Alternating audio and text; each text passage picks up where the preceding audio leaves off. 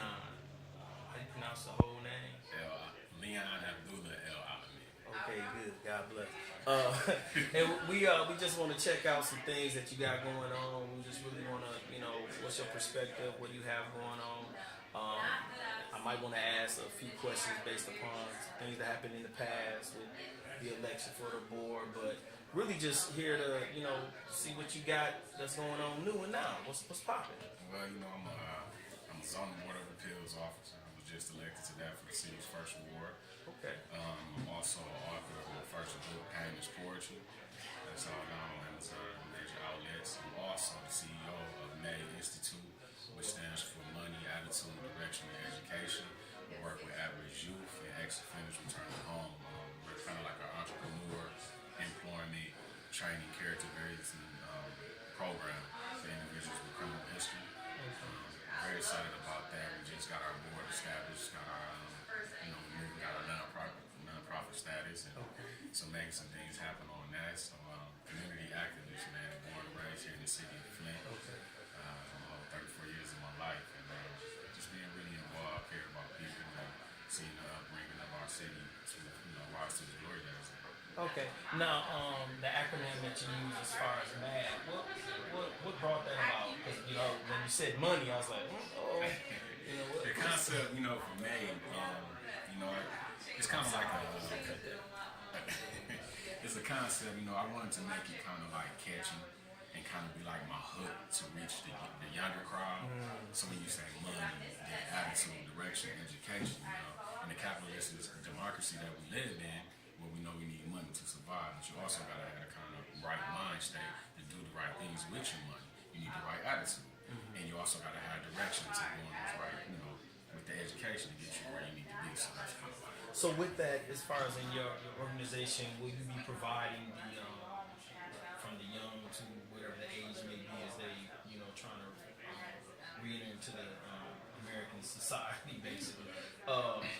Where will you be offering a program as far as financial understanding? Most definitely. That's one of the key elements of our program is entrepreneurship and financial literacy, so to say. Okay. That we'll be establishing in the program. Okay. So you have qualified financial officers or? Yes, sir. I have MBAs and accountants and things that's well educated in the program that will be teaching these classes. Okay. Because one of the things I see as myself as a problem is that I see some of these young kids, young adults, I say, purchasing, the blue jeans and the different clothing wear that cost, a person's paycheck or a person's mortgage payment, and I'm like, do you realize all the hours that it took you as far as the job that you had to put it in, and not the value, the hours that you actually put in to purchase this for a small degree of utility, because after, I don't know, a few hours or days, they don't have that feeling. They don't make you feel good no more. They just a pair of blue jeans at the end of the day. So why was it so important to give up so much of part of your life and time to purchase something that wasn't going to give you that much satisfaction? I can definitely relate to those individuals who find themselves maybe doing that. Because that used to be me when I was young, when I was out here misguided. I was influenced by a lot of the things on TV. I wanted the Jordans and things of this nature. Not knowing I didn't have that guidance at home. I was raised in a single parent home. The educational school system at the time was still kind of like what it is. It wasn't teaching us financial literacy, the value of a dollar. My mother did the best she could. Right. But as you get older and you're around your peers and this is what everybody's doing, you just kind of follow the crowd. Right. You know what I mean? So that's why I took it up on myself to make sure this is one key element of the program. Okay. Teaching them, financial literacy, better ways to invest their money for the long haul, especially when you're coming from, you really don't have, we live paycheck to paycheck. Right. If we have a paycheck. Yeah, absolutely. Definitely. With that, is there any avenues as far as, because I think a lot of that also boils down to the psychological of the person. And if we don't understand where this or that has stemmed from, like you said years ago, you kind of gave some history to saying that I realized I wasn't raised with this, but now I have this. But what about the family that's not just they don't have the truth element as far as how to understand themselves and the financial and how to be effective in society. What about the ones who are being totally directed to this is the way, and I don't care what nobody else say, this is the right way? Are you set up to reach them? Because most times when we have programs, it comes to a person's understanding when they finally hit a brick wall and they say, you know what, I need to revamp, I need to change, I need to evaluate what's out there for me. Those will seek you. What about the ones who may not necessarily be looking for you? Do you have any plans to set up to gravitate to them? Definitely, that's what makes our organization so unique. Because you have the individuals such as myself who can reach this generation, this crowd over here, as you just spoke about.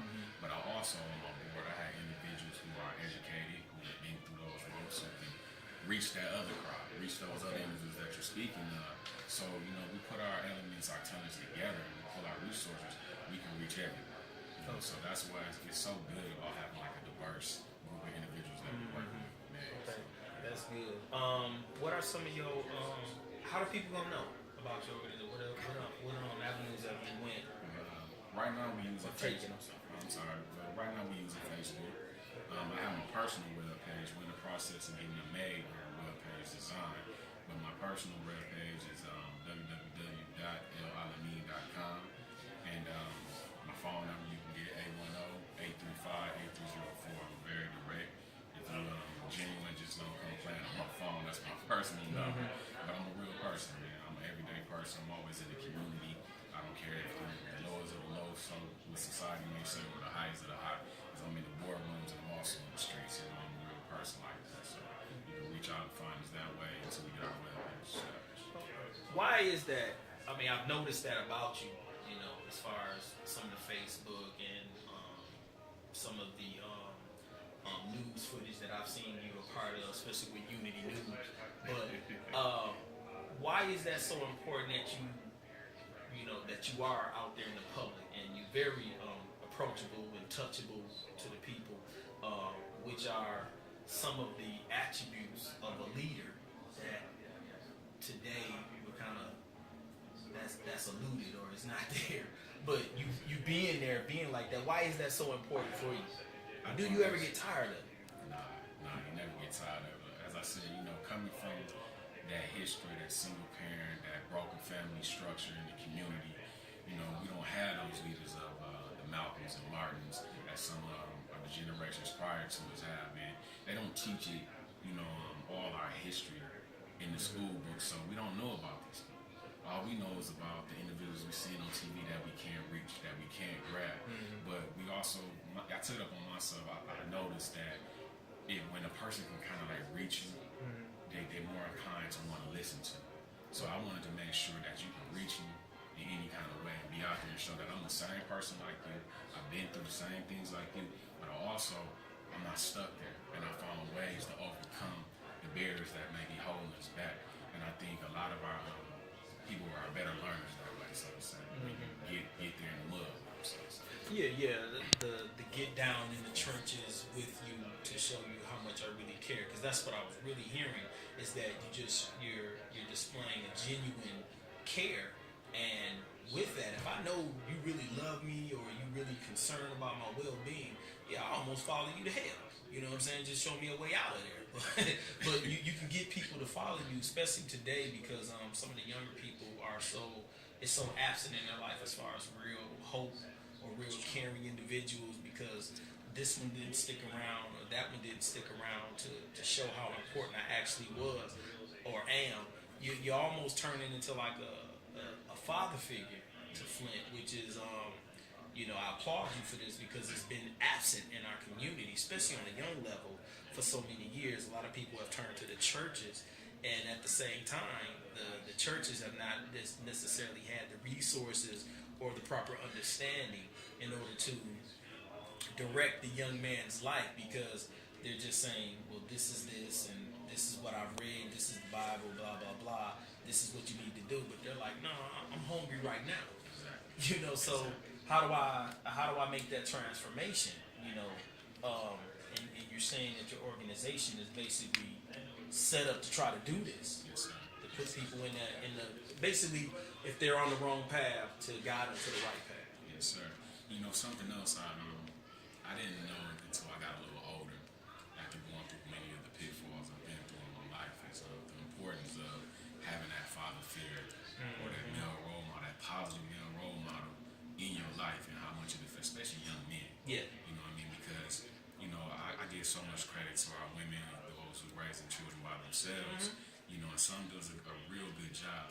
But just our gene makeup and our nature, you know, you can't teach a man certain things that it would take another man to teach that man when he goes outside of that home. I look at it like, you know, that woman, she's going to love that child, she's going to care for him and do the best she can. I applaud you. But at the same time, there's certain things that man needs to see from another person just like him. You know what I mean? Just has the same makeup as him. And he